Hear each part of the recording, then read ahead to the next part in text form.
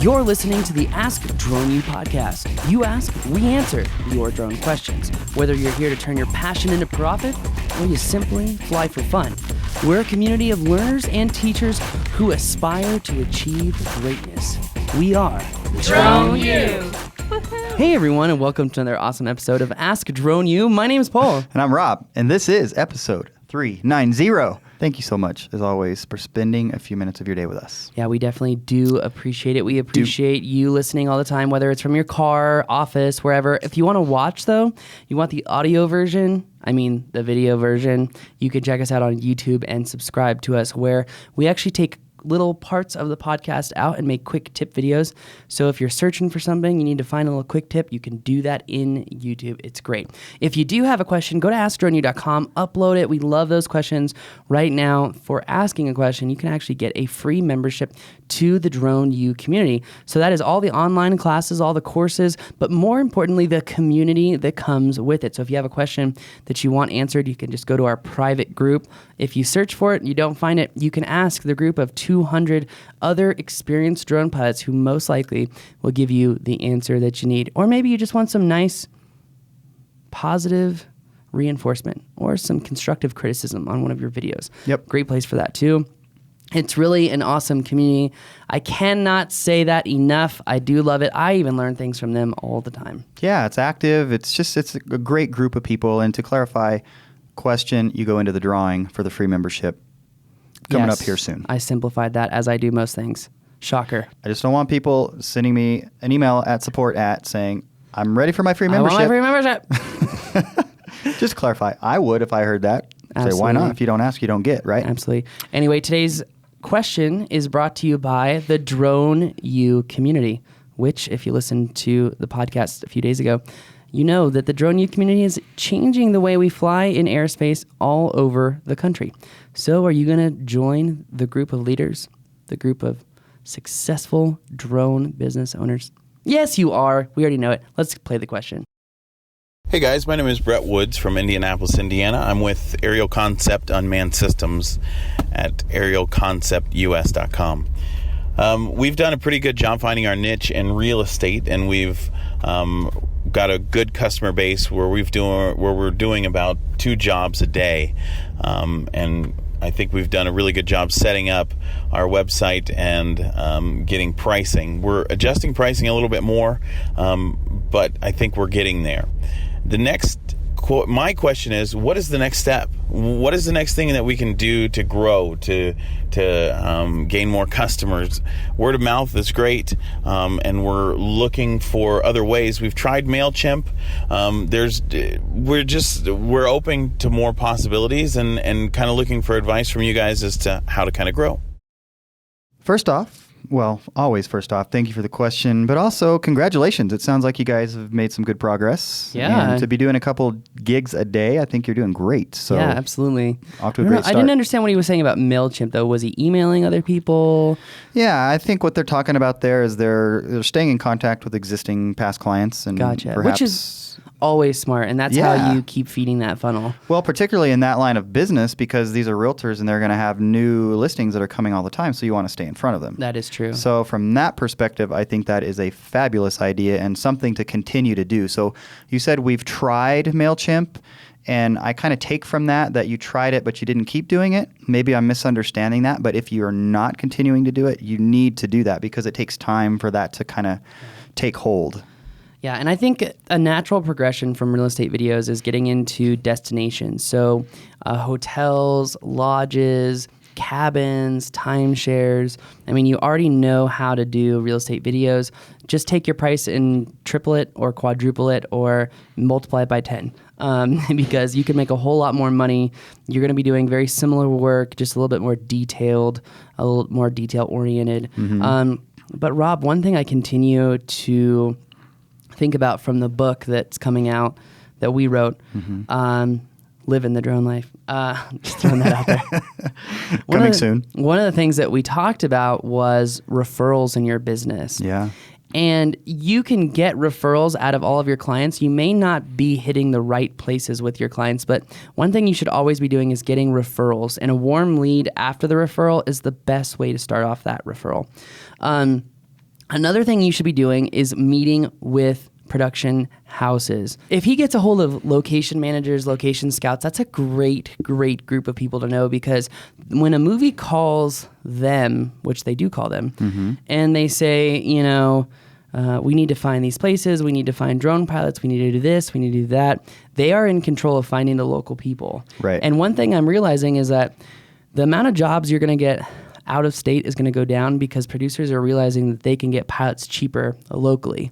Like, for example, I worked on a commercial and they'd shot in Cincinnati and New York, and they only hired us for the New Mexico stuff. Yep. So when I see those commercials on TV, I'll know which drone footage is mine. Sure. But, they're hiring drone pilots from all over. They're no longer hiring one guy to go from job to job to job. So you really need to be in with location scouts. You need to be networking too. Like, let's face it, this business focuses on relationships with people. Yeah, absolutely. So let's dig into that a little bit. My first question to you is, where do I find the location scouts? Where do I find those kind of people that I need to talk about or talk to? A great thing to do is, again, go to the permitting office and find out who, when a movie calls, they're normally given names for location scouts. That's a great way to start off. Okay, so permitting office, you mean for the local movie industry. Movie industry, okay. Yes. So that's the government entity that issues the permits, is correct. What you're talking about. Yes. It's a great place to start. Looking online is a great place to start. Try to go to film festivals and network with people. There's a lot here in New Mexico, so you've got a lot of opportunity to do that. Yeah, it kind of depends on where you're at, obviously, as far as what Paul's talking about now. Here in New Mexico, believe it or not, there's a lot of movies and TV shows filmed here. Yeah. So it's a great opportunity here in New Mexico. What was it, $398 million economic impact for this last year? So they're filming a lot of movies. Yeah, they really are. They're doing a lot of that here. And it may not be the case where you're at, but if it is, it's a great opportunity. Absolutely. Resorts and things like that you mentioned is another great opportunity. So yeah, you've got to be looking online at production websites to find those type of jobs. In fact, it's kind of that time of year where I should be focusing on the stuff that's going to be happening in December, January, February if I want work. So I need to start looking at those destination resorts and find out, what's going to be available, what can I film. That is the slow season, and something you got to think about is, you've got to be saving your money to live during that time. It's going to be much harder to get work unless it's in warmer climates. Excuse me. So let me ask you about this. What do you think about, in an effort to grow your business, either attending trade shows or participating in trade shows? Well, what type of trade shows? Depends on what you want to do. I mean, if they want to move into, they could go to, I don't know if there are hotel and entertainment type trade shows where they can find the kind of people you're talking about with regards to the resorts. Maybe something like that, attending them, probably not participating in that one. Well, here's an example. If you want to get into real estate videography deep, Keller Williams throws a huge conference every year, and they have a whole day based on marketing. And you could pretty much meet the marketing department of every real estate agency all over the world That's there. In Texas somewhere, That's probably? in Austin, yeah. Yeah, in Austin. I think it's the 8th and 9th of August. Right. Anyway, but it depends, because if you go to these drone conferences, I don't think you're going to get much of anything out of it. Yeah, definitely not thinking drone conferences. I'm thinking about going to industry trade conferences and trade shows that are a particular industry that you're interested in flying for. Yeah. Something along those lines. Yeah, definitely. That's a great way to meet people in the industry quickly. So one of the things, by the way, that Brett, you didn't mention in your question is, are you talking about growing your real estate side and so we're kind of going into different aspects of it, but if we're focusing on growing the real estate aspect of it, now that you've got some experience, I would think that's a great sort of intro into getting into some of the larger offices where you're at and talking to the agents in groups. Go to commercial real estate agencies. You can make a lot more money that way. Yeah, that's absolutely true. Yeah. I wonder where you're at, because if you've got a nice city center or something, and there's all those different buildings who are owned by different groups and businesses, they're going to want to convey that their building is the best place for businesses to end up in. So that's a good idea to go talk to those guys. Totally. Maybe move into commercial. I really like that idea for somebody like Brett and his group. Yeah, totally. So lots of opportunity. So much opportunity. So much to do. You really got to create a plan and write down, all right, I want to hit these offices. I want to do these online groups for drone jobs. I want to go to industry conferences. Like, make a plan and do anything you can to meet the small steps of that plan. If you're like, you know what, I'm just going to call 5 random people a week, Don't wimp out on it. Do it, because that's the only way you're going to get work. And if you have trouble getting on the phone, if you have trouble talking to people at networking events, you are in the wrong business. Go home. Or grow some cojones. Yeah, and I don't get the sense that Brett is that person. No, I don't either.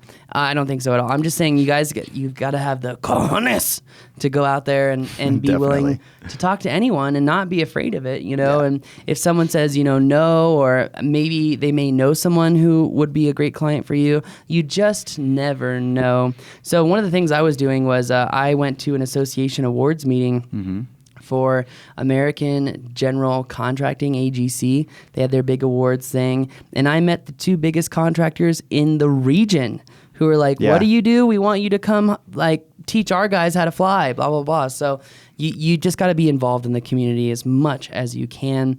And yes, your life is going to become much busier, but if you want success, you've got to take those steps. It doesn't always have to be that busy if you do set up systems and routines to take care of these tasks. Yeah, absolutely. And by the way, that's a great transition from real estate is in contractors, especially large project contractors where they want to keep investors up to date on the progression of the project. That'd be a great one for them to go after. Absolutely. Again, we don't know where they are, but generally it seems like there's construction going on everywhere. Oh, there is. So, a lot of construction. Obviously, there's construction going on everywhere, but it seems like there's a lot of it going on based on my travels anyways. Yeah. Seeing a lot of it.